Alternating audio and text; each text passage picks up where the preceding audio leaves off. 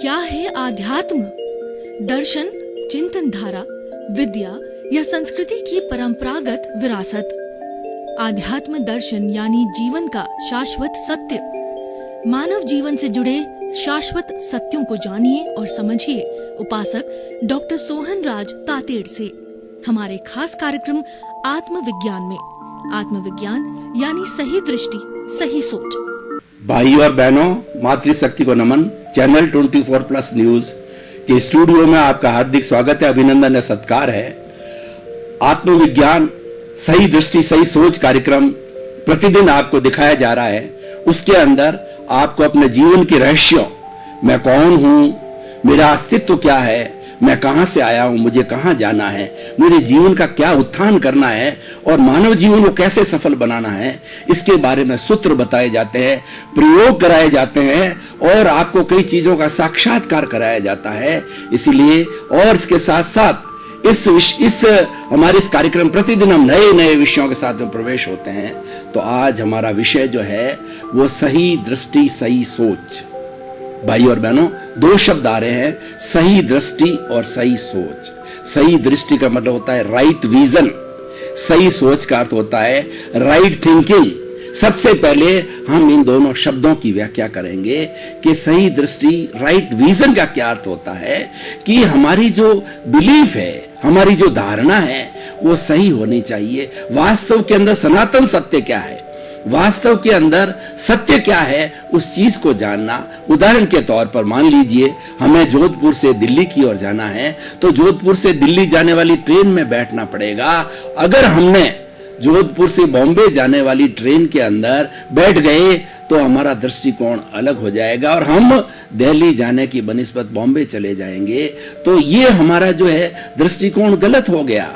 तो इसीलिए सही दृष्टि का अर्थ यह कि वास्तविकता क्या है, उस वास्तविकता को हमें समझना है। और जब वास्तविकता व्यक्ति समझ लेता है तो वह सही दिशा में चला जाता है। और कहा जाता है कि अगर दिशा बदल दी जाती है तो दशा बदल दी जाती है। हमारी उन्नति के लिए हमारी दिशा सही होना चाहिए। उसी का नाम है कि सही दृष्टि, राइट डायरेक्शन कहा जाता है। और दूसरा है सही सोच, राइट थिंकिंग। इसको विधायक भाव भी कहते हैं, पॉजिटिव थिंकिंग भी कहा जाता है, राइट एटीट्यूड भी कहा जाता है और सही सोच कहा जाता है।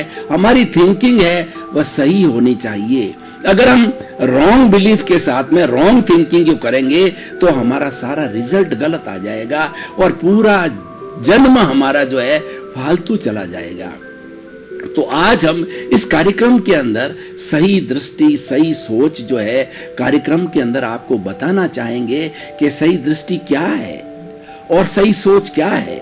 सही दृष्टि यह है कि ये जो पूरा पर्यावरण है, ये पूरी जो सृष्टि है, कॉस्मॉस है, इसके अंदर 84 लाख जीवा योनियों के प्राणी इसके अंदर जीवन यापन करते हैं और हर एक प्राणी जो है आराम से जीता है, सुख से जीता है और इस पूरी सृष्टि के अंदर उसके भरण पोषण की पूरी व्यवस्था होती है।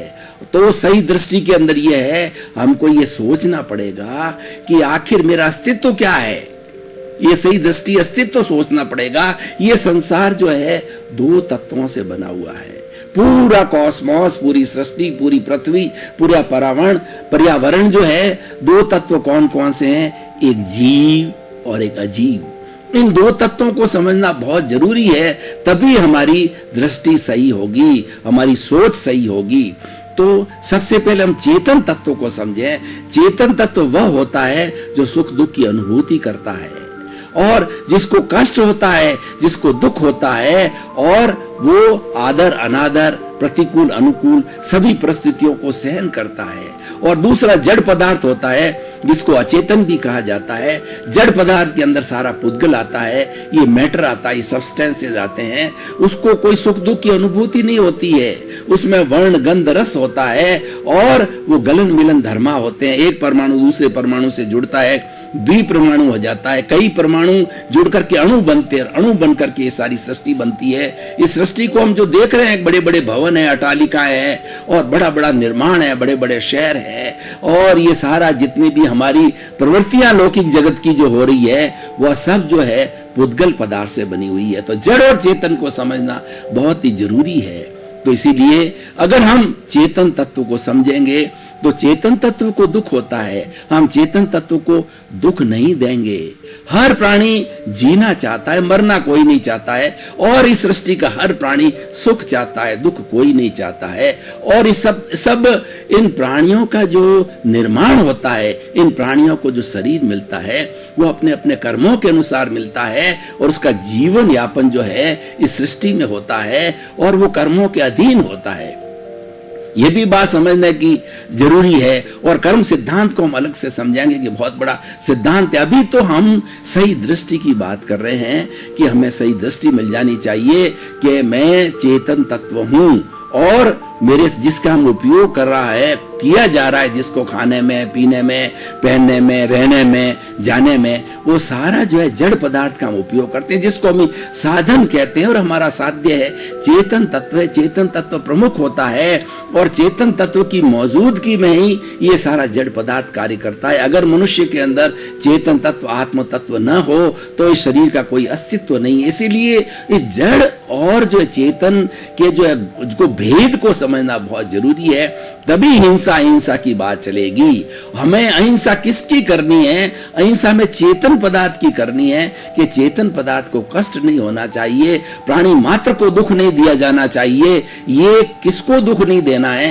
ये चेतन तत्व को दुख नहीं देना है। और हमें ये समझना पड़ेगा कि ये जो हम जो मनुष्य हैं वो तो 5 इंद्रिय वाले हैं, स्पर्शन रसन घ्राण चक्षु श्रोत्राणि इंद्रियाणि। 5 इंद्रियों से हमारा ये शरीर जो है वो कार्य करता है, और इसके बाद में उसका मन होता है, मन के बाद में बुद्धि होता है, बुद्धि के बाद में चित्त होता है, चित्त के बाद के अंदर हमारी प्रज्ञा होती है, प्रज्ञा के बाद में हमारी आत्मा होती है। ये सारा चेतन से जुड़ा होता है। लेकिन पंचेंद्रिय के साथ साथ में इस सृष्टि के अंदर एकेंद्रिय, द्विंद्रिय, त्रिंद्रिय, चतुरेंद्रिय, पंचेंद्रिय सभी तरह के पदार्थ है। पानी, पृथ्वी, जल, अग्नि, वायु और आकाश, ये जो 5 भूत हैं, ये भी इनके अंदर निवास करने वाले चेतन तत्व होते हैं। इसीलिए कि जो सीधा पानी हमको कुएं से मिलता है या झरने से मिलता है या बारिश से मिलता है, उसमें भी असंख्य, उसमें स्वयं वो असंख्य जीव होते हैं जिसको कि हम अपकाय कहा करते हैं। और ये असंख्य जो जीवों का समूह पानी होता है, और उस असंख्य जीवों के पानी के अंदर उसको बॉईल कर दिया जाता है, या उसके विरोधी शस्त्र उसके अंदर मिट्टी वगैरह मिला दी जाती है, तो ये सब जीवों का हनन हो जाता है, और ये सब जीव मर करके वो जड़ पदार्थ हो जाते हैं। तो हमें इस सब चीज को समझना पड़ेगा कि चेतना किस किस के अंदर है। चेतना के लिए पृथ्वी का है, अप का है, तेजस का है, वायु का है, वनस्पति का है और तस्काय। ये 6 तरह के जो है जीवों के समूह को जो हमें समझना पड़ेगा, जिन जिन के अंदर चेतना होती है। पृथ्वी का अर्थ होता है कि जो हमारी ये जमीन है, वो जमीन के ऊपर जो जितनी भी रेत है, उस रेत को हटा करके और उसके बाद में उस जमीन को फोड़ा जाता है। तो ये असंख्य जो पृथ्वी काय के जीव होते हैं, उनका समूह होता है। फोड़ते ही वो सारे जीव मर जाते हैं, और जब तक नहीं फोड़ा जाता है वो एक साथ में निवास करते हैं। और उनकी चेतना जो है इतनी विकसित नहीं होती है, इस कारण से वो ज्यादा सुख दुख की अनुभूति नहीं होता। इसी तरीके से हमारे पेड़ है, पौधे हैं, ये सारे पृथ्वी का, अप का और तेजस का, जो अग्नि है, अग्नि स्वयं भी जो है असंख्य जीवों का समूह कहलाता है। वायु का है, वायु का में भी असंख्य तरह के जो है जीवों का समूह होता है। और तृष का, ये चलते फिरते वाले जितने भी हमारे प्राणी हैं, पशु है, पक्षी है, ये जो है तृषकाय कहलाते हैं। पेड़ है, पौधे हैं, ये सारे एकेंद्रीय जीव कहलाते हैं। इनके अंदर भी चेतना होती है। जिस तरीके की चेतना हमारे जीवन के अंदर, हमारे शरीर में है, वैसी की वैसी चेतना पेड़ पौधों में भी होती है। और उनको भी वही दुख होता है जो कि हमारे को हाथ को काटने से दुख होता है। वो का वो दुख जो है, एक पेड़ पौधे की टहनी काट दी जाती है, उसको भी उतना दुख होता है। तो इस चेतन तत्व को हमें समझना पड़ेगा, और समझने करके हम जो है हिंसा अहिंसा की बात जो करेंगे। इसीलिए ये सही दृष्टि यह है कि ये चिंतन करो कि मैं जो इस जगत के अंदर आया हूं, तो आखिर मैं कौन हूं। इसकी हमें सबसे पहले खोज करनी है, इसका हमें अनुसंधान करना है, इसको हमें गहराई जाकर की रिसर्च करनी है कि आखिर मेरा अस्तित्व क्या है। मनुष्य ही सोचे कि मेरा अस्तित्व क्या है, तो उसको जब गहराई में जाएगा तो उसको मालूम पड़ेगा कि मेरा अस्तित्व है वो चेतन तत्व का है, और मेरा जो ये शरीर है वो जड़ पदार्थ से बना हुआ है, 5 भूतों से बना हुआ है, पृथ्वी, जल, अग्नि, वायु और आकाश। क्योंकि सारी सृष्टि है वो पंचभूतात्मक है, तो 5 भूतों से हमारा ये शरीर बनता है। हमारा नहीं, हर प्राणी का जो शरीर है 5 भूतों से बनता है, और 5 भूतों से वो पोषण होता है, 5 भूतों के अंदर विलीन होता है। तो हमारा सही दृष्टिकोण ये होना चाहिए, चिंतन करना चाहिए कि मैं चेतन तत्व हूं, और मेरे समान जितने भी चेतन तत्व है 84 लाख जीवा योनि, उनको कष्ट नहीं दिया जाए। हमको ये चिंतन करना है कि प्रात मन वचन का ऐसे जगत के किसी भी जीव को किंचित मात्र भी दुख न हो, दुख न हो, दुख न हो। हे मेरे भीतर विराजमान शुद्ध आत्मा भगवान, मुझे शक्ति दो, जागृति दो। इस तरीके का जो चिंतन है ये हमारा सही जो है चिंतन है, हमारा सही सोच है, तो उसको हमें डेवलप करना है। ये हमारा राइट विजन है। जब हमने अपने अस्तित्व को पहचान लिया, और अस्तित्व पहचान के बाद हमारी सोच को सही बनाना है। सही सोच क्या है? उसको हम पॉजिटिव थिंकिंग भी कहते हैं। 2 तरह की सोच होती है, एक तो विधायक भाव और एक नकारात्मक भाव। एक तो होता है सकारात्मक भाव, होता है पॉजिटिव थिंकिंग होती है, और नकारात्मक भाव है वो नेगेटिव थिंकिंग होती है। सकारात्मक भाव वाला व्यक्ति जो है किसी प्राणी के साथ में शोषण नहीं करेगा, किसी प्राणी को दुख नहीं देगा, वो नैतिक होगा, और वह इस सृष्टि के अनुशासन में रहेगा। वह चिंतन करेगा कि सारी सृष्टि है मेरे अकेले के लिए नहीं है, ये 84 लाख जीवा योनि प्राणियों के भरण पोषण के लिए बनी हुई है। तो उसके अंदर वो संतुलन के अंदर और सहज रूप से जो रहेगा तो किसी प्राणी को कष्ट नहीं देगा। अब देखिए पॉजिटिव थिंकिंग हम किस तरीके से करते हैं। मान लीजिए हम किसी प्राणी, कोई भी प्राणी हमारे सामने है और बेचारा गरीब अवस्था के अंदर है, मान लो भिखारी है, उसके प्रति हम घृणा का भाव रखते हैं, ये नेगेटिव थिंकिंग है। हमें ये सोचना चाहिए उसको कर्मों के अनुसार ये भिखारी बना है, लेकिन वो मेरे जैसा मानव है, कर्मों के अधीन अपन ने जो ये डीड्स करके आए हैं पूर्व जन्म में, उन डीड्स को भुगतने के कारण ये भिखारी है। लेकिन मन के अंदर उसके प्रति घृणा का भाव नहीं आना चाहिए, उसके प्रति जो है वो नीचता का भाव हमारे नहीं आना चाहिए। ये नेगेटिव थिंकिंग है। और पॉजिटिव थिंकिंग क्या है कि वह भिखारी है, वो मेरी तरह जो एक आत्मा है, मैं भी उसी की तरह आत्मा हूं। और चिंतन करना चाहिए कि चींटी, कीड़ा मकोड़ा, हाथी, ऊंट, भैंस, गाय, बैल, जितने भी सृष्टि के अंदर प्राणी हैं, सब में वही चेतना का प्रवाह है जो मेरी चेतना में प्रभाव है। वही चेतना राम में है, वही चेतना कृष्ण में है, और वही चेतना महावीर के अंदर। चेतना जो हमारी शुद्ध चेतना, उसके अंदर कोई अंतर नहीं है। जो अंतर आता है वो कर्मों के भुगतान के कारण, जिसको जैसा जैसा शरीर मिला है उस भुगतान के कारण जो उसका अंतर हमको दिखाई देता है। इसीलिए सृष्टि में सारी विविधता दिखाई देते हैं।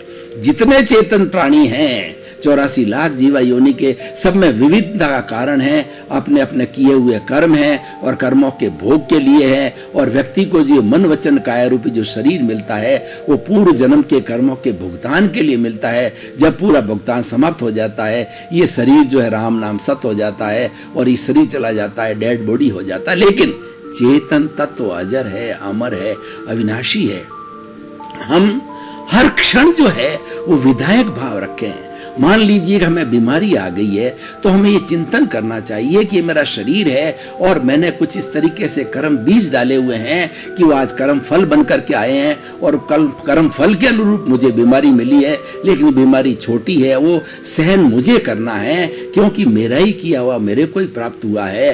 तो ये हमारी पॉजिटिव थिंकिंग है। हम परिवार के अंदर रहते हैं, तो परिवार के अंदर हमारी पॉजिटिव थिंकिंग क्या है कि परिवार के अंदर 10 सदस्य है, और कोई भी हमारा निवास का स्थान है, खाने की चीज है, पीने की चीज है, तो सब में बांट बांट करके दी जाना चाहिए। और अगर मान लो 10 चीजें हैं तो मेरे हिस्से के अंदर एक चीज आएगी। तो इसीलिए हमें उसके अंदर ये पॉजिटिव थिंकिंग, ऐसा नहीं कि 5 चीज खाने की मैं ले लूं और कोई दूसरे मेरे परिवार के सदस्य वंचित रह जाए। उसी तरीके से हम समाज के अंदर जीते हैं, तो हमें सोचना चाहिए कि ये पानी, जल, अग्नि, हवा, मकान, ये सबके लिए है। ऐसा नहीं है कि हम जो अपनी तृष्णा के वशीभूत होकर के मेरे को एक मकान की आवश्यकता है, मैं 10 मकान खड़ा कर दूं, ठीक है, मेरा पुण्य अच्छा है और मुझे पैसा मिला है और मैं परचेज भी कर सकता हूं मकान को। लेकिन हमें सभी लोगों का सोचना चाहिए, परस्पर गुरो जीवानाम, कि हमने दूसरे प्राणियों की भी चिंता करनी चाहिए, परार्थ की भावना जगानी चाहिए कि मैं जैसा जैसा मेरे को जो आवश्यकता है दूसरे को भी आवश्यकता होगी। अपनी आवश्यकता की पूर्ति के अतिरिक्त जो है हमें संग्रह नहीं करना चाहिए। ये संग्रह की प्रवृत्ति है, वो ग्रीड कहलाती है। और नीड को पूरी करने के लिए इस सृष्टि के अंदर भरपूर साधन है। इस सृष्टि के अंदर ऐसी व्यवस्था कर रखी है कि 84 लाख जीवाणु के जितने उत्पत्ति स्थान है सबको आराम से भरण पोषण जीवन भर तक हो सकता है। लेकिन एक व्यक्ति की ग्रीड जो है सृष्टि पूरा नहीं कर सकती। ऐसा कहा जाता है कि व्यक्ति लोभी की धन लालसा और लोभी की धन लालसा तीनों बेअंदाज, मतलब लोभी जो है उसकी लालसा इतनी भयंकर होती है कि पूरी सृष्टि का धन जो है उसको दे दिया जाए तो भी वो नहीं धापता है, उसकी तृप्ति नहीं होती है। ये तृष्णा कहलाती है, लालसा कहलाती है, ये नेगेटिव थिंकिंग है। हमें हमेशा जो है ये हमारा कार्यक्रम क्या बताता है कि हमें सही दृष्टि रखनी चाहिए, सही सोच रखनी चाहिए। उससे क्या होगा कि हमारा जीवन बड़ा आनंदित होगा, अनुशासित होगा और हम किसी दूसरे के लिए प्रॉब्लमेटिक नहीं बनेंगे और उससे एक अच्छे समाज की रचना होगी। आज देखिए इस सृष्टि में 7 अरब के लोग जीवन यापन कर रहे हैं। अगर सभी अनुशासित रहे और सभी जो है राइट थिंकिंग और राइट विजन से चले तो किसी व्यक्ति को कोई तकलीफ नहीं हो सकती है। अपने को और सृष्टि के अंदर में अपना जितना हिस्सा है और जितनी हमारी आवश्यकता है उसकी पूर्ति का ही हमें सोचना चाहिए। उसके अतिरिक्त करना जो बात सोचना है ये ग्रीड है, लोभ है, ये शोषण है। उसके कारण बहुत से जो है हमारे भाई है वंचित रह जाएंगे। आज वैज्ञानिक लोग कहते हैं कि पानी का इतना जबरदस्त दोहन हो रहा है कि आने वाला तीसरा जब महायुद्ध लड़ा जाएगा वो पानी के लिए लड़ा जाएगा, क्योंकि हम पानी का कितना दुरुपयोग करते हैं, बिजली का कितना दुरुपयोग करते हैं और दूसरा हम इस पर्यावरण का कितना दोहन करते हैं। हमने सारी पृथ्वी माँ को खोद खोद करके 1000, 1500, 2000, 10,000 फीट गहराई के अंदर पानी के लिए, डीजल के लिए और अन्य जो मिनरल्स के लिए हम चले गए हैं। तो इस दोहन होने से क्या होता है कि हमारे आने वाली जो पीढ़ियां हैं उनको जो है जीवन यापन के लिए कोई भी ये जो हमारे जो नेचुरल जो चीजें मिलनी चाहिए वो उसको नहीं मिलेगी। वो उसको मुहैया न करने से उनका जीवन जो है बहुत दूभर हो जाएगा। इसीलिए हमें दूसरों का भी सोचना चाहिए। 3 तरह की चेतना होती है, एक स्वार्थ की चेतना होती है, एक परार्थ की चेतना होती है, परमार्थ की चेतना होती है। तो पॉजिटिव थिंकिंग जो होता है वो परार्थ और परमार्थ की चेतना की तरफ ध्यान देता है और नेगेटिव थिंकिंग वाला है वो स्वार्थ की चेतना के ऊपर ध्यान देता है कि मैंने पिया, मेरे बैल ने पिया, कुआ ढहे तो ढहे, यानी वो प्योर सेल्फिशनेस करता है। और सेल्फिशनेस करने से समाज के अंदर विघटन होता है और इस समाज के अंदर अनबैलेंस आ जाता है। और व्यक्ति अगर परार्थ की भावना से सोचता है कि मैं अकेला नहीं हूँ, मेरे साथ में और भी बहुत से भाई है, दूसरे प्राणी हैं, एनिमल्स हैं, बर्ड्स हैं और जो है पेड़ है, पौधे हैं, सबको चाहिएंगे, मैं उनको जो है क्यों उसका दो। अपने स्वार्थ के लिए पेड़ पौधों को काटना कहाँ तक जायज है। और हम पानी को जो है आजकल कई केमिकल्स के जो है हमारे बिजनेस चालू हो गए हैं, उन केमिकल्स को मिला करके और उसको शुद्ध पानी के अंदर डाला जाए तो पानी अशुद्ध होकर कितनी की जिंदगियों को लील जाएगा और अल्टीमेटली वो केमिकल युक्त पानी जो है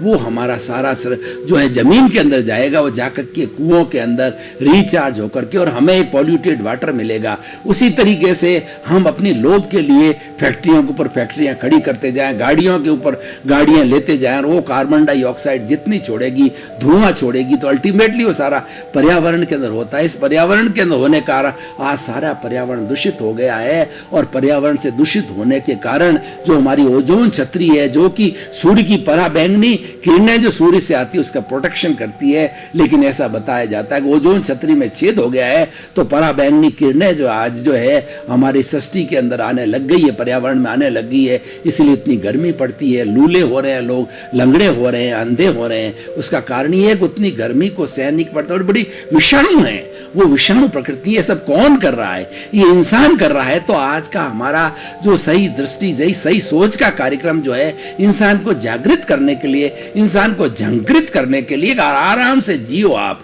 अपने परिवार के साथ में जियो, पर अनुशासित तरीके से जियो और जितनी आपकी प्राकृतिक आवश्यकता है उस नीड्स को आप पूरा करिए, लेकिन ग्रीड के अकाउंट में मत जाइए। उनके लिए खास तौर से लेसन है। आप भाई और बहनों, दर्शकगण, श्रोतागण, हम आपको बताना चाहेंगे कि अल्टीमेटली ये जो हमारा एपिसोड जो है उसको हम कसौटी पर कसें। जैसे कि सोने के पास में हम सोना लेके जाते हैं तो सोने को सुनार जो है कसौटी पर कसता है, बताता है ये 24 कैरेट का, 20 का, 16 का, 18 है। उसी तरीके से मैं भी जो है सही दृष्टि, सही सोच जो है, इस एपिसोड को अगर मैं कसौटी पर कसूं तो ये निष्कर्ष हमारे सामने आएगा कि वास्तव के अंदर हमारा दृष्टिकोण सही होना चाहिए और हमारी थिंकिंग जो है राइट होनी चाहिए, तभी जगत का कल्याण हो सकता है। आज जो हम समाज में देख रहे हैं कि इतनी भारी विषमताएं फैली हुई है, हिंसा है, असंवेदनशीलता है, रेप है, भ्रष्टाचार है, आतंकवाद है और कितनी कितनी बुराइयां फैल गई है। इन बुराइयों ये होनी नहीं चाहिए, क्योंकि मनुष्य जो है अगर सही दृष्टि, सही सोच के साथ चले तो ये सारी विषमताएं हो ही नहीं सकती। विषमता होने का कारण यह है कि व्यक्ति कहीं न कहीं स्वार्थ की जो है वो स्वार्थ के जो है वो आवश्यकता में चला गया है, स्वार्थ के दृष्टिकोण में चला गया है। स्वार्थी लोगों के दृष्टिकोण को ठीक करने के लिए ही ये सही दृष्टि का कार्यक्रम दिया है। और जो लोग नेगेटिव है, जो नेगेटिव थिंकिंग करते हैं, हर चीज के अंदर नेगेटिव दृष्टिकोण लेते हैं, उनके लिए कार्यक्रम होता है। आप हर चीज के अंदर पॉजिटिव लीजिए, देख लीजिए, मान लिए आपको कर्मों के अनुसार जो है, मान लिए 10,000 की आपको वेतन मिलता है, ये कर्माधीन है, ये किसी के हाथ में नहीं है। आप 10,000 में ही संतुष्टि कीजिए, अपना सारा खर्चा जो बजट है उसके अनुरूप बनाइए, तो आपको सुख की महसूस होगा। क्योंकि ये साधन जो है हमें जो है वो साधन हमें सुविधा मुहैया करा सकते हैं, लेकिन सुख नहीं दे सकते, संतुष्टि नहीं दे सकते हैं। 1 लाख वाला भी संतुष्ट नहीं होता है, 10,000 रुपया कमाने वाला भी संतुष्ट हो जाता है। तो ये हमारा जो राइट थिंकिंग यही कहती है, जो प्रकृति ने, जो ईश्वर ने, जो भगवान ने जो हमें चीजें दी है, उन सब चीजों को जो है हमें समझना चाहिए, उन चीजों को जीवन में उतारना चाहिए, आत्मसात करना चाहिए, तब हमारा जो है जीवन सफल हो सकता है। और उस सफलता के साथ साथ में क्या होगा, हम एक अच्छे परिवार का निर्माण करेंगे, हम एक अच्छे समाज का निर्माण करेंगे, अच्छे देश का निर्माण करेंगे, अच्छी सृष्टि का निर्माण करेंगे, अच्छे विश्व का निर्माण करेंगे। और हमारी ये जो प्रकृति माँ है, जो कि त्रैकालिक है, ये भूत में थी, आज है और भविष्य में भी रहेगी, ये केवल हमारे लिए नहीं है। हम तो कल मर करके फिर चले जाएंगे, फिर नए जीव उत्पन्न होंगे।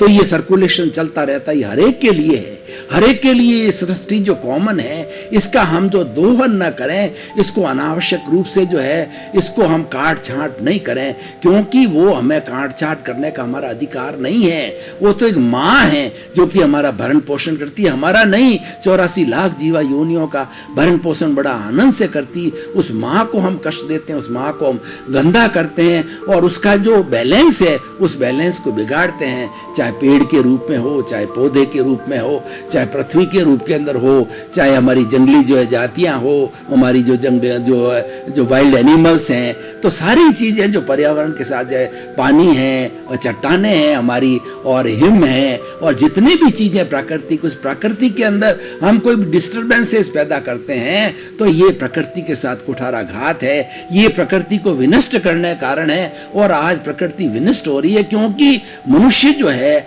वो अनुशासनहीन हो गया है। भाइयों और बहनों, आत्मविज्ञान, सही दृष्टि, सही सोच कार्यक्रम को आप प्रतिदिन देखते रहिए।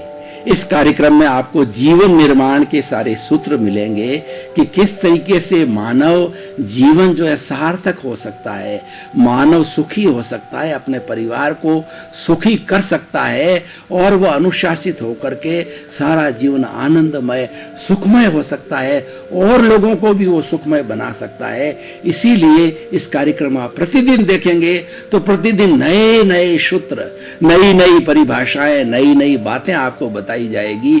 हर बात आपके जीवन निर्माण के लिए जुड़ी हुई है, आपके इहलोक और परलोक को अच्छा करने के लिए जी हुई है। इसीलिए आपका जीवन आनंदमय हो, मंगलमय हो, सुखमय हो और आप शतायु होकर खूब समाज की सेवा करें और अपने परिवार के साथ में आप रहते हुए खूब आनंद के साथ जीवन यापन करें। आपके प्रति मंगल भाव। आत्मविज्ञान में आत्मविज्ञान यानी सही दृष्टि, सही सोच,